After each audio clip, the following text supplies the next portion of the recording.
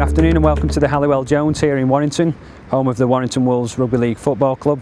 We're here today to talk to fans' favourite Chris Riley about what inspired him to follow his dreams and make it all the way in the professional game. We'll also ask Chris his tips and advice for the young generation of would-be professional rugby league players of the future. Let's get inside and we'll chat with Chris.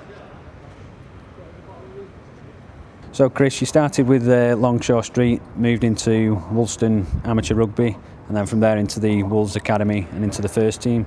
What initially got you into rugby?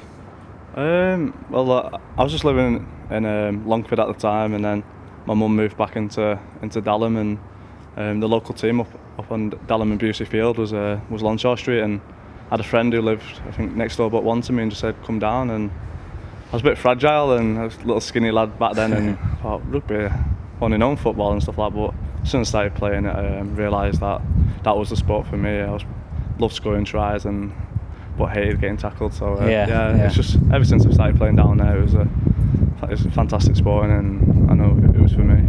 Yeah, okay. And as the level of competition heightened as you're moving through the ranks particularly to Woolston, into the academy, and then obviously into the first team, what were the major challenges you had to overcome in that period?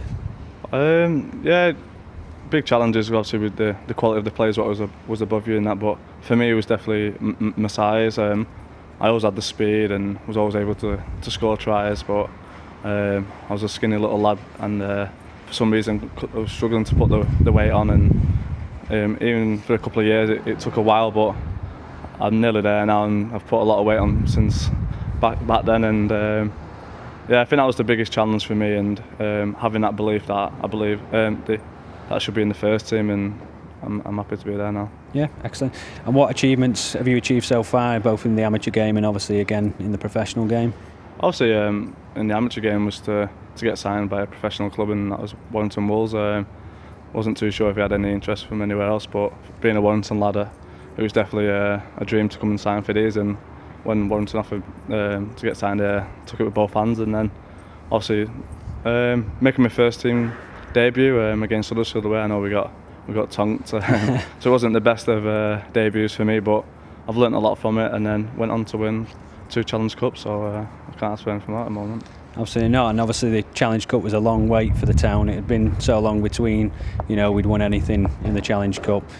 How did you feel at that time? What emotions did you go through on the day? I think my dad summed it up a little bit. My dad's always watched rugby league, and he just said, like, all the years he's watched Challenge Cup and watched the famous people walk up the Wembley steps, but then to watch your son walk up it, and then for me to walk up them steps and then realise that my family and friends, the whole world's watching it was the best feeling ever. And definitely because this town's been starved of success for so long, and I think was it 1990 was the last time they got to Wembley and got beat by Wigan. Yeah. So for me to be the part of the next winning generation was fantastic, and just like I said, like for my family and everyone who supported me through my career. So I've had some lows, and they've always been there to pick me up. So to give them that success was a great feeling for me. You followed your dreams from being an amateur, coming right through, into the professional game. In terms of following your dreams and how important it is to believe in those dreams, is that something you believe young people, they first of all have to believe in that? Yeah, definitely. For me, I went all the way through school just believing that I knew I was going to make it at rugby league. But I think if I was going to say anything to the young generations, is to work hard in school as well.